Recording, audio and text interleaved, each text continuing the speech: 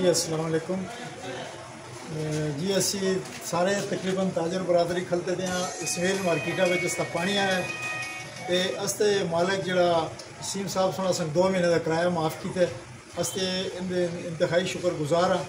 तो तकरीबन हर बंदे का 3 तो 4 लाख रुपया नुकसान होया तो और जोड़े थे MBA ने जोड़े ऐसे कसा भी रिलीफ नहीं देता इस बेचारे सुन आप को मतलब 2 महीने का किराया माफ़ किए इसकी बड़ी मेहरबानी और दुआ करते हैं सारे ब्रदर कि इस कला पाक और दे और इसकी मदद करे।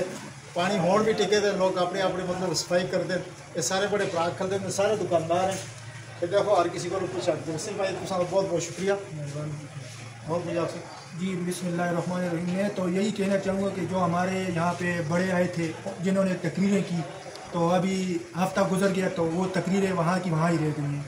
तो बराए मेहरबानी करके मैं कहती हूँ उन तकरीरों वाले से हुआ है कि इनकी कम से कम मदद की जाए तो अल्लाह पाक इनको जज़ाए खैर दे। तो इनसे हमारी गुजारिश है कि वो आए हमारे भाइयों का दुख दर्द में भाइयों को सब्र दे। आमीन। अल्लाह हाफिज़।